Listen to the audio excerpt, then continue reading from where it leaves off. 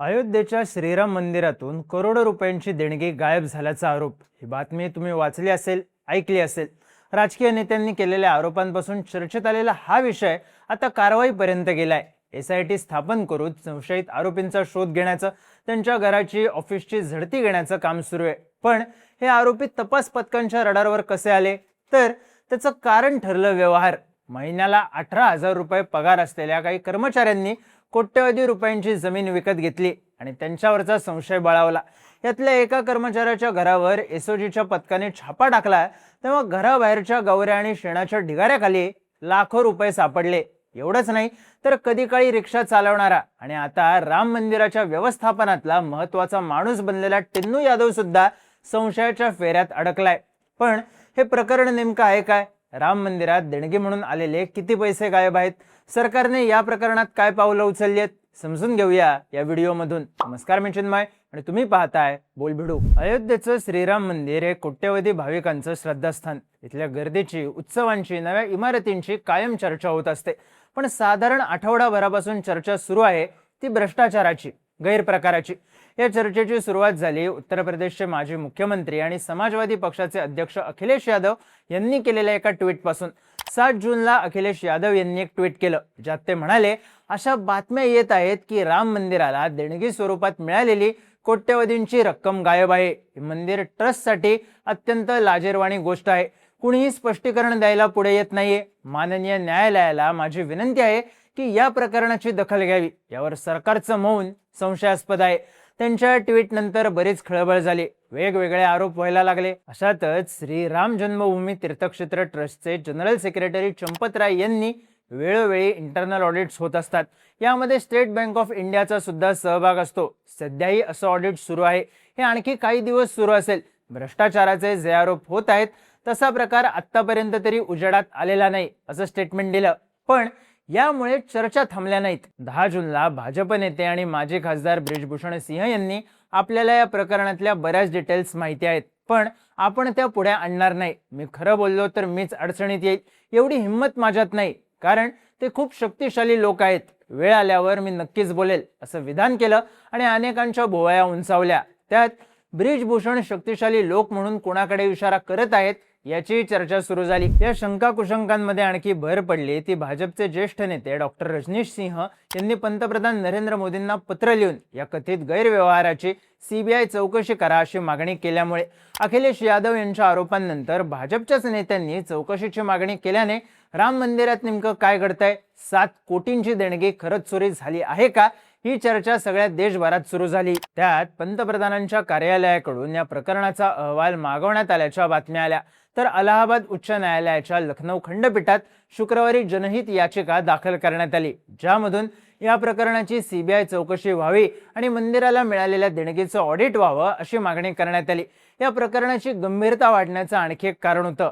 आपण मंदिराचे माजी ऑडिटर आहोत असा दावा करणाऱ्या महिपाल सिंह यांनी, मंदिरात चोरी होणं ही काही वेगळी गोष्ट नाही, इथे कायमच चोरी होत आलीये। मी स्वतः चोरी पकडली होती तेव्हा राम मंदिर ट्रस्टचे महामंत्री चंपत राय आणि सदस्य गोपालजी यांच्याकडे तक्रार केली, पण त्यांनी दुसऱ्याच दिवशी मला कामावरून काढून टाकलं। मंदिरात लावलेल्या सीसीटीव्हीचं 8 महिन्यांपूर्वीचं फुटेज डिलीट करण्यात आले। मंदिरात येणारे सोन्या चांदीचे दागिने आणि भांडे यांचा कुठेही रेकॉर्ड ठेवला जात नाही। सगळी संपत्ती चंपत राय आणि टिन्नू यांच्याकडे जमा होते असा आरोप महिपाल यांनी केला। माध्यमांमध्ये असलेल्या बातम्यांनुसार या प्रकरणात मंदिर व्यवस्थापनात सुद्धा 2 गट पडले होते।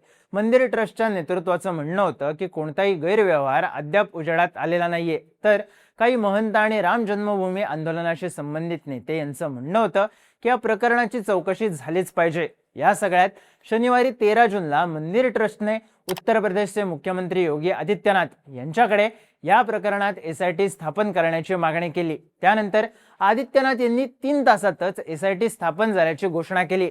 एसआयटी मध्ये IAS ऑफिसर विजय विश्वास पंत, IPS ऑफिसर किरण एस आणि वित्त विभागाचे विशेष सचिव नीलरत्न यांचा समावेश करण्यात आलाय। एसआयटी स्थापन झाल्यावर तातडीने चौकशीला आणि तपासाला सुरुवात झाली। एसओजीने या प्रकरणात लवकुश मिश्रा या राम मंदिरातल्या कर्मचाऱ्याच्या घरी धाड मारली।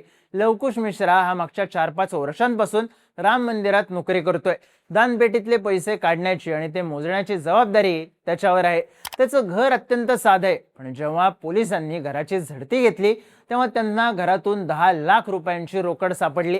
यातले काही पैसे कपाटात एका बॉक्समध्ये ठेवले होते, तर लाखोंची रक्कम ही घरात शेण आणि गौऱ्यांच्या ढिगाऱ्याखाली ठेवली होती.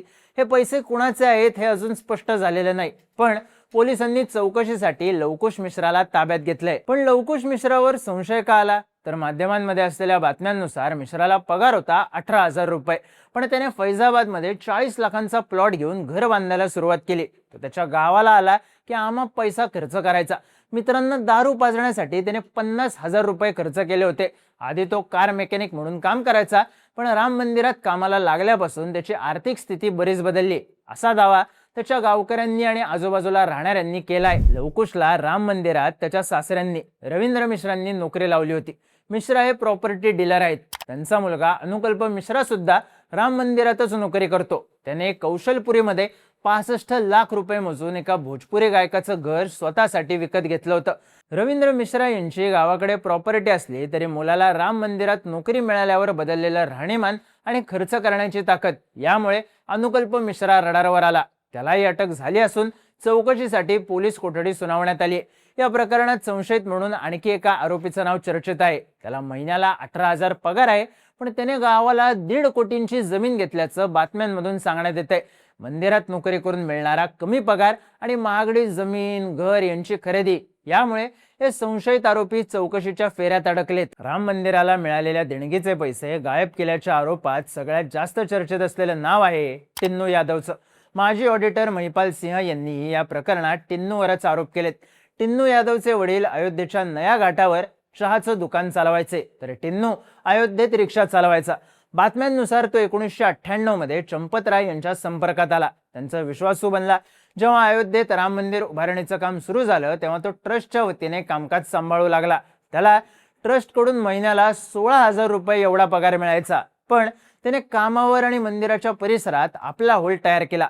महिपाल सिंह यांचा दावा आहे की राम मंदिरात देणगी म्हणून आलेले पैसे मोजल्यानंतर लॉकरमध्ये ठेवले जातात.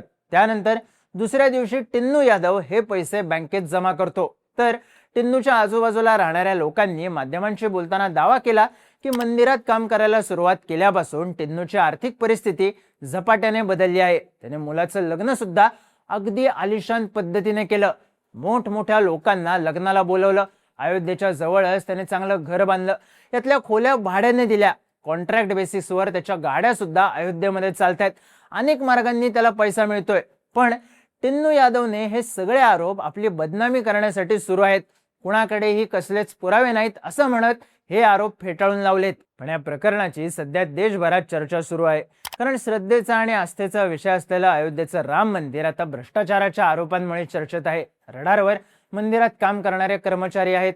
त्यामुळे आता SITच्या चौकशीमधून काय बाहेर येतं, या आरोपांचं सत्य नेमकं आहे काय, याकडे सगळ्या देशाचं लक्ष लागलंय. हे आरोप, सुरू असलेली चौकशी आणि समोर आलेल्या गोष्टी याबद्दलची तुमची मतं आणि प्रतिक्रिया कमेंट करून नक्की सांगा. आणि माहितीपूर्ण व्हिडिओज पाहण्यासाठी बोलबिडूच्या YouTube चॅनलला सबस्क्राईब करायला विसरू नका.